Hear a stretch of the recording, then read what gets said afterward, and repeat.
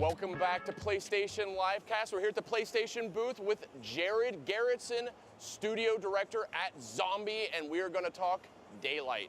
This is coming to PS4, was one that was announced during E3 here. I want to talk a little bit about this. I love a good horror game. I love a good scare. Set me up on the premise for Daylight. So the premise is very in the shadow. We want the player, each time that they play the game, it's a completely different world that they explore their way through. But each time they play, they'll find different pieces of the world, find out who they are, what's going on, what's happened in this world, and why it's so messed up, and just travel through the entire story. Originally, we were going to release it in different chapters, but now we're going to release it all in one big, tight bundle. Awesome. So one of the things that grabbed my attention right away about this game is that you guys are sort of billing it as a psychological horror. Talk a little bit about that philosophy. I'm a massive fan of Japanese horror, and who isn't? Exactly. And American horror is chainsaws and blood and guts and violence, and it's this very American feel. Japanese horror is very subtle. There's smaller things. There's creaks. There's things that are so twisted that it's scary just to look at, versus a guy with a burlap sack over his head. And they're both so very different, but the whole output of it is heart rate, scared, and just afraid of the dark for a couple of weeks after that. And that's what we want to do with Daylight. Is it's not blood and guts and gore, it's twisted worlds and what's going on and what was that. That's what we want to go for. And we're getting a little bit of a look at the game. Yep. Obviously a dark game like you would expect. But one of the things I want to talk about is you guys are really harnessing the power of Unreal Engine 4 here for PS4. Talk to me a little bit about what that means and some of the effects and the atmosphere you'll be able to create. So we're Unreal through and through developer. We've been working with Unreal for many years, and we were able to get Daylight, or actually Unreal 4, GDC last year. And the one big thing that they added to 4 was this procedurally generated content drop, where you make volumes and you can put what's inside of it and it will fill rooms. And we looked at this like, wait, we can do this, but can it take logic and do it as well? And it did. And so we made a room generation system that we're using Unreal's blueprints. And so it's populating not only the world procedurally, so each room will be different and the elements will be different, but it's also the horror and the shock and the placement of ghosts and the placement of anything is completely different, and it's really hard to demo. I love it though. I think horror is all about the unexpected. Exactly. And having a procedural system to kind of build a randomized, but I mean not randomized, you're not just throwing them on a table and scattering them willy-nilly. I mean, right. It's still, there's a logic, like you said, there are systems in place to guide this experience. Now talk to me a little bit about what we're seeing here. I mean, it looks like a cell phone, and it looks like that's a source of illumination. Talk to me a little bit about some of the tools at your disposal as you navigate these environments. So anytime anyone needs a light or is in a dark place, they pull out their cell phone. It's just true tech that's everyone has, even kids have.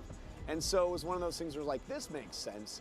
And we put different items, so for example, the glow stick, or you can find flares, and each one of those actually have game mechanics connected to it. So the glow sticks will allow you to find clues or allow you to find different elements.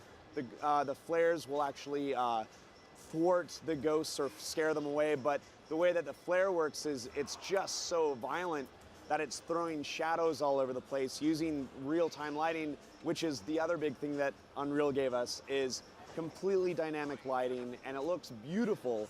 And it allowed us to make these worlds. If we were to do this in Unreal 3, each time we would make the world, the lighting would have to get baked and placed in. We're talking about like per pixel real-time lighting, the kind of stuff that you used to see in Doom 3, but you guys are doing it in a whole new way here with the game. Yeah, so it allows us to have flexibility, but also the complex textures that they're coming out. We can make just insane shaders that will manipulate and kind of move around, and it's really awesome. And our team was relatively small when we first started working on this. This was really just kind of like a weekend idea, and it grew and grew and grew, and it's becoming something very interesting, because signing with Atlas, them bringing it to the PlayStation, it's no longer just going to be this little indie PC thing, and us making it a bundle, but also the exciting part is via Atlas, we're going to bring it to Japan. Awesome. So the source of our inspiration, we can actually bring it to the Japanese gamers, which is extremely exciting. You guys are coming full circle with this. So talk to me a little bit.